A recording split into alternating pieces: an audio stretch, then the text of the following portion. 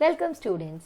आज के इस वीडियो लेक्चर में हम लीनियर डिफरेंशियल इक्वेशन के पर्टिकुलर इंटीग्रल फाइंड करने की टेक्निक को डिस्कस करेंगे। इससे पहले मेरे वीडियो लेक्चर में मैंने सेम थिंग डिस्कस किया था, बट वहाँ ये मैंने क्लैरिफाई किया था कि ये जो शॉर्ट मेथड्स हैं पर्टिकुलर इंटीग्रल फाइंड करने के, वो कुछ स्पेसिफिक फॉर्म्स पर ही अप्लाई होते हैं। जैसे कि मेरे लास्ट वीडियो में मैंने डिस्कस किया था कि जब ये f D y is equals to x है और यहाँ एक्स एक्सपोनेंशियल फंक्शन हो तो उसका वर्किंग रूल क्या होगा, वो लास्ट वीडियो में डिस्कस किया था। आपको यदि वो वीडियो देखना है तो उसका लिंक आपको डिस्क्रिप्शन में मिल जाएगा, तो प्लीज़ वो वीडियो देखने के लिए आप लिंक जो डिस्क्रिप्शन में मेंशन है उस पर ज़रूर जाएं।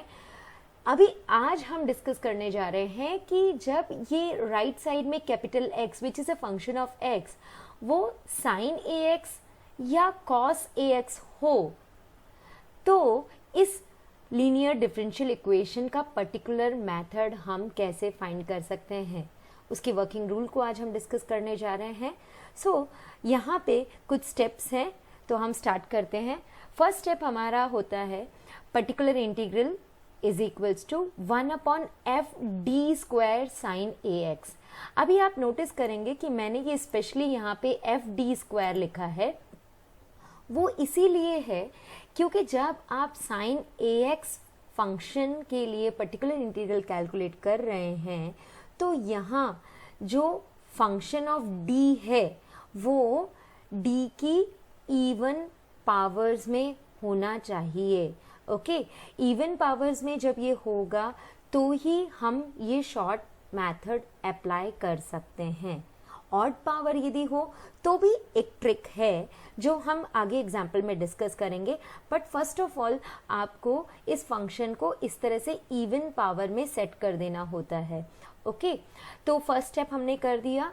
अब हम सेकंड स्टेप पे आते हैं। सेकंड स्टेप में आपको डी स्क्वायर के प्लेस पे माइनस ए स्क्वायर सब्स्टिट्यूट करना है। ओके, बट ध्यान रहे कि माइनस ए स्क्वायर सब्स्टिट्यूट करने पर ये नॉन ज़ीरो होना चाहिए। अगर ये ज़ीरो हो जाता है तो हमें फर्दर कुछ और स्टेप अप्लाई करने पड़ेंगे। So the second step is 1 upon f D square sine a x is equals to 1 upon f minus a square sine a x. Okay, अब आपका यदि यहाँ पे ही आंसर आ जाता है मीन्स कि ये स्टेप अप्लाई करने के बाद आपको जो रिजल्ट मिल रहा है उसमें कहीं पे भी अभी डी नहीं है, like function of D is completely removed, then आप वहीं स्टॉप हो जाएंगे और आपको पर्टिकुलर इंटीग्रल मिल जाएगा।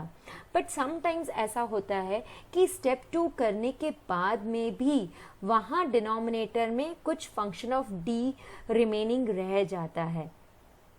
उस केस में आप डिनोमिनेटर में जो भी फंक्शन ऑफ डी है उसको रैशनलाइज करेंगे। रैशनलाइज इन द सेंस उसको अपोजिट साइन से मल्टीप्लाई एंड डिवाइड करेंगे। फॉर एग्जांपल जैसे आपको 2d माइनस 3 मिलता है डिनोमिनेटर में, ये स्टेप 2 अप्लाई करने के बाद में, तो आप 2d प्लस 3 से न्यूमरेटर एंड डिनोमिनेटर में मल्टीप्लाई कर देंगे। ओके, सो हम इस तरह से रैशनलाइज करेंगे और फिर से स्टेप 2 रिपीट करेंगे।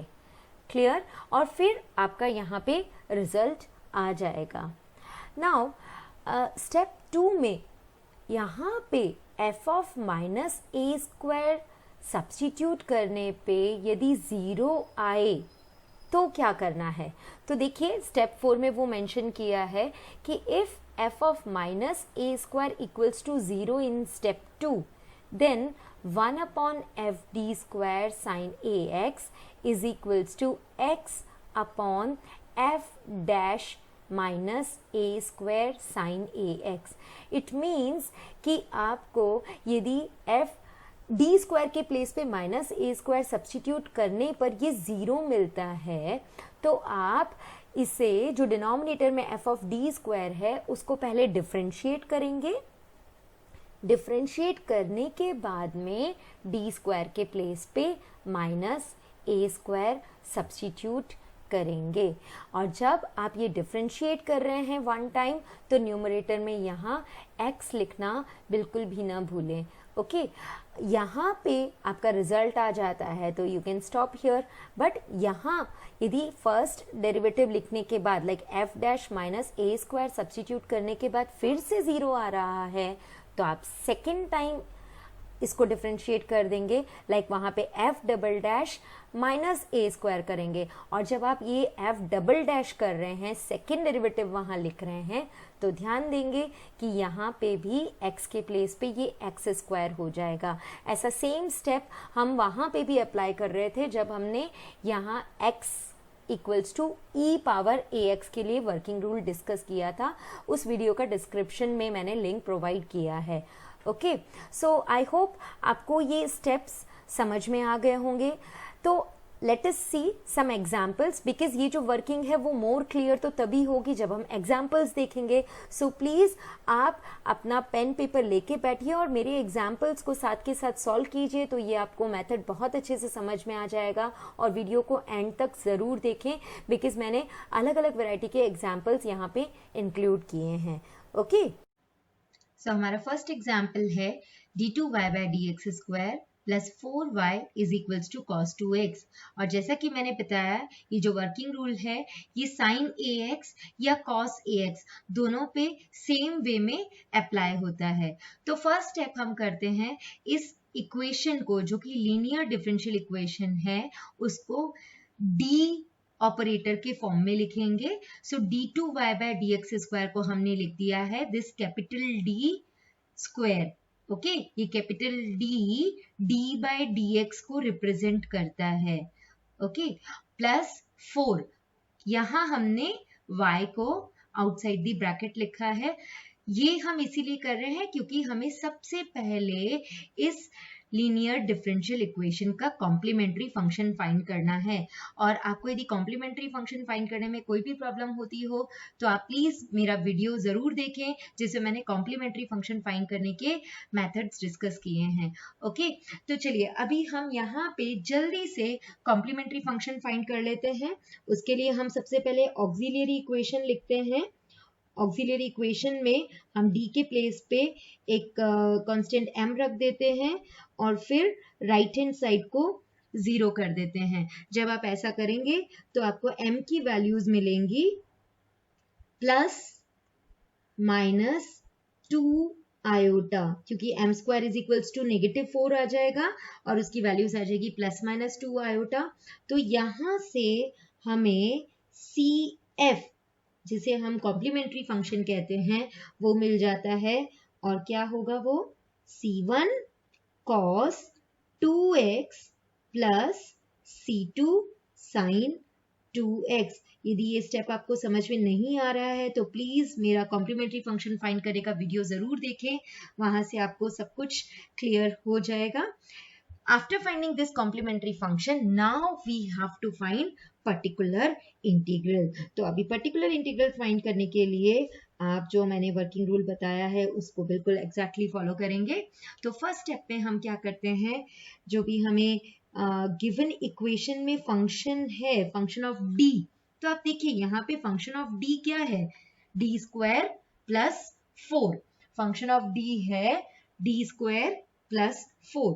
तो यहाँ पे हम डिनोमिनेटर में लिख देंगे d स्क्वायर प्लस 4।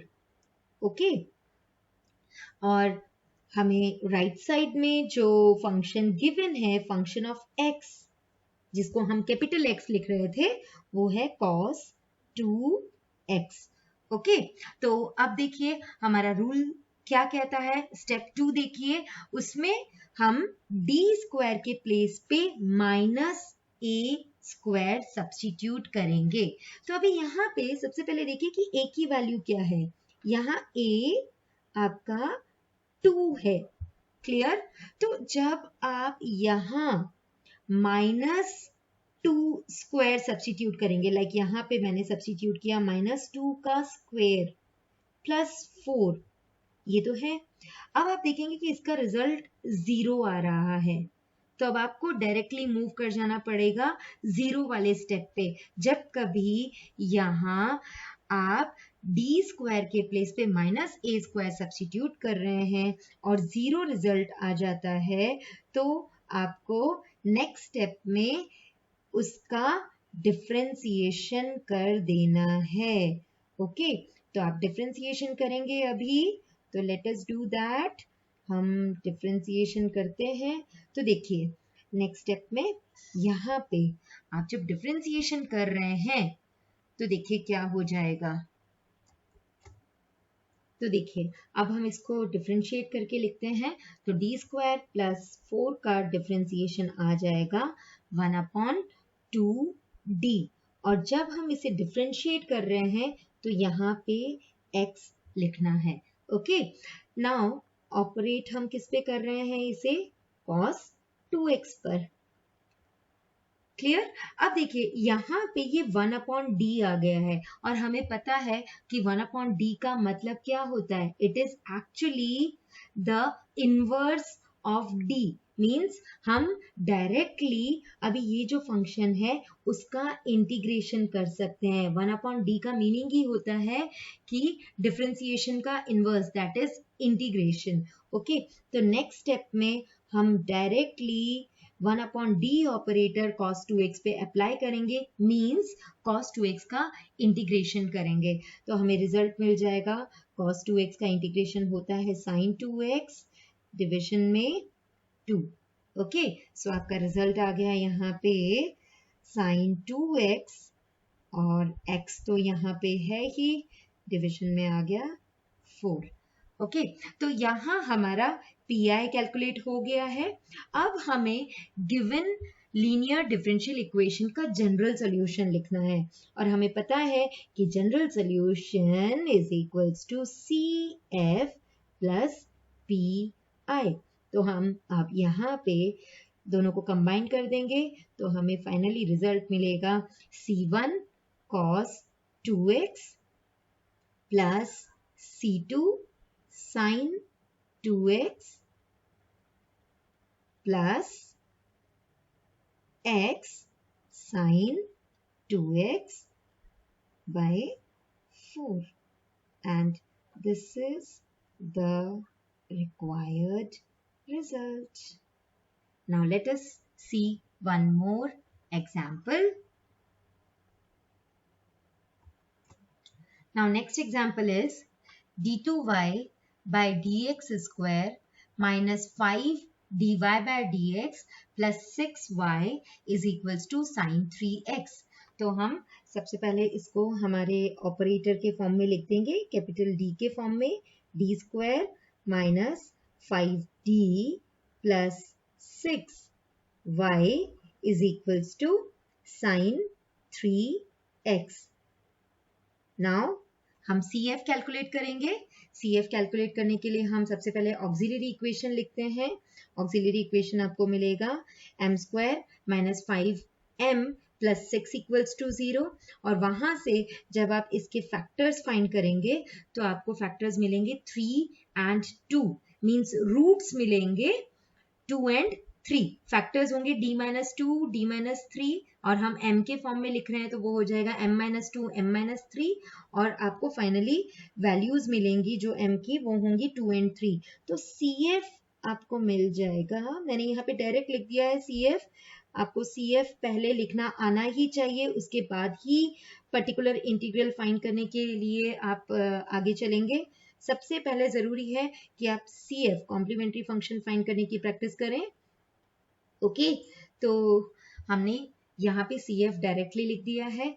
आगे अब हम आते हैं हमारे मेन टास्क पर, जो है PI कैलकुलेट करना। सो देखिए PI फर्स्ट स्टेप में हम रखते हैं हमेशा 1/FD। FD मीन्स जो भी हमें फंक्शन गिवन है, आप जैसे इक्वेशन का लेफ्ट हैंड साइड देखेंगे तो लेफ्ट हैंड साइड में हमारे पास में है D square minus 5d plus 6। Okay, ये फंक्शन गिवन है हमें, और इसको हमें ऑपरेट करना है sin 3x पर। क्लियर। तो अब देखिए हमारा रूल कहता है कि हमें सबसे पहले डी स्क्वायर के प्लेस पे माइनस ए स्क्वायर रखना है। अभी यहाँ पे ए क्या है? Here A is 3। ओके, तो हम यहाँ इस डी स्क्वायर के प्लेस पे minus a square means -3 square लिखेंगे। ओके, तो हमने यहाँ पे अभी डी स्क्वायर के प्लेस पे माइनस ए स्क्वायर रखा, मीन्स -3 स्क्वायर दैट इज़ -9। और ये जो डी है वो एज इट इज़ रहेगा, क्योंकि हमारा रूल क्या कहता है, हमें सिर्फ डी स्क्वायर के प्लेस पे माइनस ए स्क्वायर सब्स्टिट्यूट करना है। डी की इवन पावर्स पे ही हमको माइनस ए स्क्वायर सब्स्टिट्यूट करना है। डी की odd power as it is रहेगी, तो डी जहाँ पे सिंगल डी है वो एज इट इज़ रहेगा। ओके, तो नेक्स्ट स्टेप में आप देखिए, अभी यहाँ पे आप जब इसे सिंप्लीफाई करेंगे तो आपको मिल जाएगा -9 -5d। तो मैंने ये माइनस साइन कॉमन ले लिया और उसको न्यूमरेटर में लिख दिया है, तो डिनोमिनेटर में हमें मिल जाएगा 5d + 3 and this will be operated over again sin 3x। अब आप फिर से वर्किंग रूल यदि देखें तो वहाँ मैंने बताया है कि यदि एक बार डी स्क्वायर के प्लेस पे माइनस ए स्क्वायर सब्स्टिट्यूट करने के बाद में भी आपके पास डिनोमिनेटर में फंक्शन ऑफ डी रह जाता है, रिमेनिंग रह जाता है, तो आप उसे रैशनलाइज करेंगे। तो अभी देखिए, आप यहाँ पर इसे 5d -3 से, क्योंकि हमारे पास 5d + 3 है यहाँ, तो हम इसे रैशनलाइज कर देंगे 5d -3 से। ओके, तो डिनोमिनेटर में क्या हो जाएगा, देखिए 5d + 3 एंड 5d -3, जब आप a + b a - b का फॉर्मूला वहाँ लगाएंगे तो आपको मिल जाएगा 25d square, because a + b a - b is a square -b square, so 25d square -9, and here we have sin 3x। Okay, चलिए अब नेक्स्ट स्टेप में आगे बढ़ते हैं। अब हमारे पास फिर से डिनोमिनेटर में डी स्क्वायर आ गया है, तो हम अगेन डी स्क्वायर के प्लेस पे माइनस ए स्क्वायर सब्स्टिट्यूट करेंगे। तो देखिए, और न्यूमरेटर में मैंने थोड़ा सा एडजस्टमेंट कर दिया, ये माइनस साइन इनसाइड मैंने कॉमन ले लिया है, मतलब मल्टीप्लाई कर दिया है, तो यहाँ हो जाएगा 3 -5d, एंड डिनोमिनेटर में जब आप डी स्क्वायर के प्लेस पे -3 स्क्वायर दैट इज -9 रखेंगे तो 25 9 225, सो -225 -9 हो जाएगा। ओके, तो मैंने इसे अभी डायरेक्टली रख दिया है, मैंने यहाँ पे डायरेक्ट वैल्यू रख देनी है। देखिए क्या हो गया, -225 -9 इज 234, -234। Okay, sin 3x। अब बस नेक्स्ट स्टेप में ये नेगेटिव साइन हम अरेंज कर देते हैं। नेगेटिव साइन को मैंने न्यूमरेटर में ले लिया, तो मुझे मिल जाता है 5d - 3 upon 234, and here we have sin 3x। देखिए, अब हमारा डिनोमिनेटर में से कंप्लीटली d रिमूव हो गया है। अब जो न्यूमरेटर में d है वो तो आपका डेरिवेटिव वाला ही वर्क करेगा, तो आपको सिंपली d अप्लाई कर देना है। d इज़ एन ऑपरेटर, तो वहाँ आप उसे डिफ्रेंशिएट कर देंगे। तो बस अब हमें यहाँ पे ऑपरेटर अप्लाई कर देना है। तो देखिए, हम इसको सेपरेट कर देते हैं, 5/234 d ओवर sin 3x। तो d जब sin 3x पे आप अप्लाई करेंगे, मीन्स sin 3x का डिफ्रेंसिएशन करेंगे, तो आपको रिजल्ट मिलेगा cos 3x and 3 again, 3x का फिर से डिफ्रेंसिएशन 3 हो जाएगा। Okay, and -3/234 sin 3x। Okay, तो तो बस अब आप यहाँ से 3/234 कॉमन ले लीजिए और 3/234 को आप सिंप्लीफाई करेंगे तो आपको 1/78 मिल जाएगा। तो मैं आपको डायरेक्टली यहाँ पे सिंप्लीफाइड रिजल्ट बता रही हूँ। यहाँ मिल जाएगा 1/78 and inside the bracket 5 cos 3x minus sin 3x। Okay, so यहाँ हमें PI मिल गया है। बस अब एक लास्ट स्टेप है जो हमारा जनरल सॉल्यूशन लिखने का स्टेप है। सो general solution is CF plus PI। Okay, और CF हमारा है C1 e raised to the power 3x plus C2 e raised to the power 2x plus जो हमें अभी अभी PI मिला है वो हम यहाँ सब्स्टिट्यूट कर देंगे 1/78 5 cos 3x minus sin 3x. Okay, and that's the answer. Let us see one more example.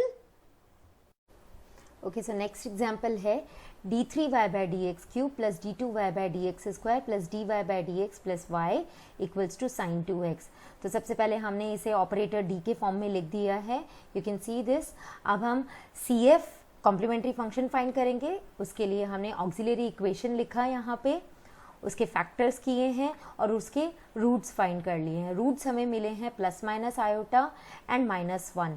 तो जब ये रूट्स मिल जाते हैं तो हम कॉम्प्लीमेंट्री फंक्शन इस तरह से लिखेंगे, प्लस माइनस आयोटा के रेस्पेक्ट में C1 cos x plus C2 sin x and -1 के रेस्पेक्ट में C3 e raised to the power -x। Okay, अब हमारा मेन टास्क है PI पर्टिकुलर इंटीग्रल कैलकुलेट करने का। तो पर्टिकुलर इंटीग्रल के लिए वही जो हमारा फर्स्ट स्टेप है, हम 1 फंक्शन ऑफ d लिखेंगे। फंक्शन ऑफ d हमारे पास यहाँ है d cube plus d square plus d plus 1 over sine 2x। ये हमें ऑपरेट करना है साइन 2x पर। अब जैसा कि हमारा रूल कहता है कि हमें इस फंक्शन को f ऑफ d स्क्वायर के फॉर्म में लिखना होता है। तो आप देखिए यहाँ पे d की पावर एक जगह क्यूब दिखाई दे रही है आपको।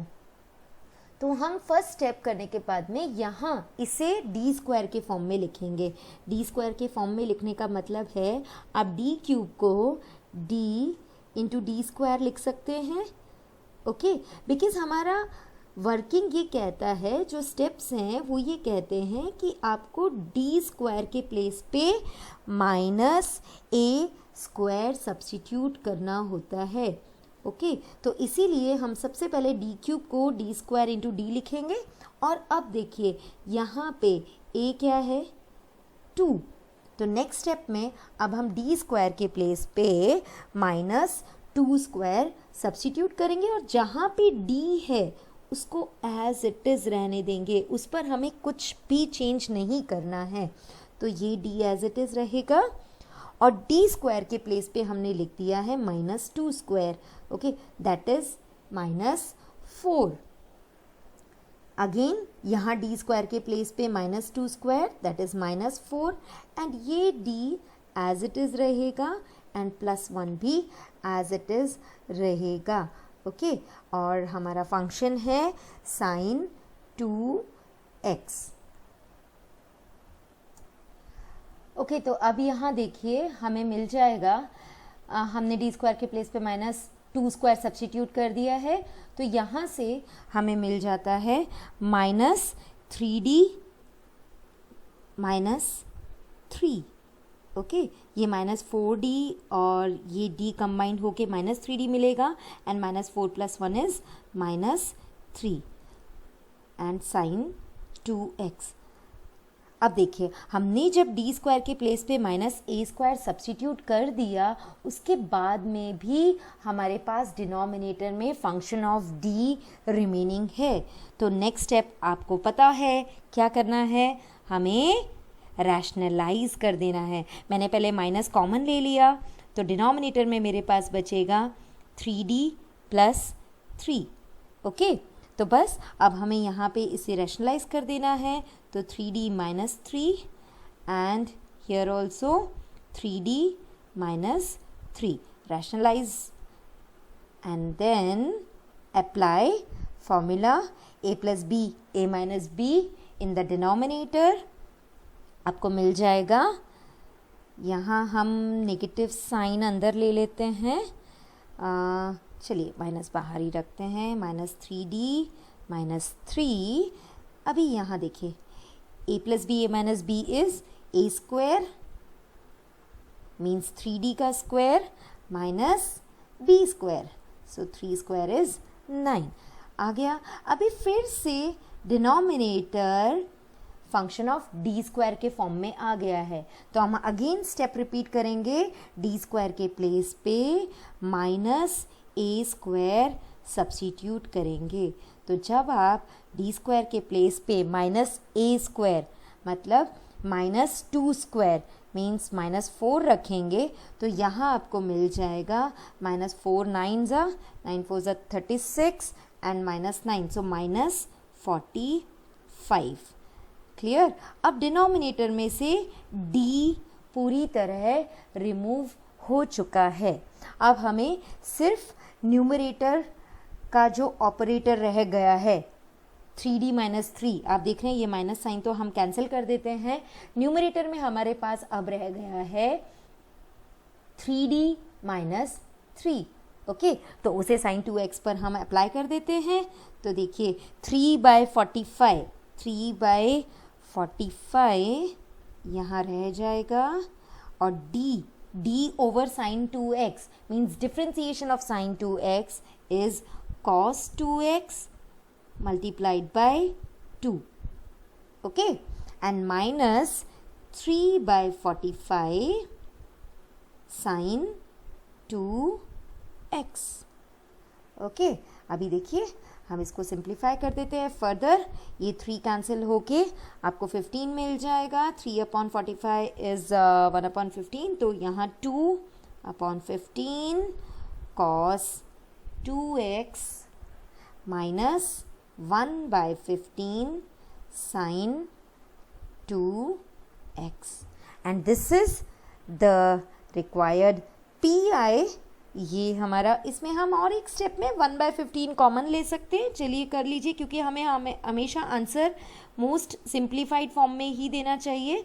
तो 1/15 हम यहाँ पे कॉमन ले सकते हैं, ब्रैकेट में रह जाएगा 2 cos 2x minus sin 2x। ये हो गया है हमारा PI। ओके, बस अब एक और लास्ट स्टेप जिसमें हम जनरल सॉल्यूशन लिखेंगे। So general solution y is equals to CF plus PI means C1 cos x plus C2 sin x plus C3 e raised to the power minus x plus 1/15 2 cos 2x minus sin 2x। That's it. This is the required answer। I hope आपको ये 3 example से पूरा method clear हो गया होगा और हम इस तरह से शॉर्ट मेथड्स हम अप्लाई कर सकते हैं पर्टिकुलर इंटीग्रल फाइंड करने के। बट ध्यान रहे ये जो मेथड्स हैं ये कुछ स्पेशल फॉर्म पर ही अप्लाई होते हैं। जैसे यहाँ हमने देखा कि ये साइन ax cos ax पर अप्लाई होते हैं, बट इस तरह के मेथड tan या cot या sec cosec पर अप्लाई नहीं होंगे। Okay, these are specially for sine ax and cos ax। So that's all for today. इसके आगे मैं और भी वीडियो लेक्चर्स बना के अपलोड करने वाली हूँ जिसमें आप देखेंगे कि और जो स्पेशल फॉर्म्स हैं, हमने इससे पहले के वीडियो में 4 स्पेशल फॉर्म्स डिस्कस किए हैं, तो वो सारे स्पेशल फॉर्म्स आप आगे मेरे वीडियो में देख पाएंगे। तो प्लीज़ मेरा, यदि ये वीडियो आपको समझ में आ रहे हैं, आपको एग्जाम्पल्स अच्छे लग रहे हैं, तो मेरे चैनल के वीडियोस को लाइक कीजिए, मेरे चैनल को सब्सक्राइब कीजिए and do watch all my videos. Thank you.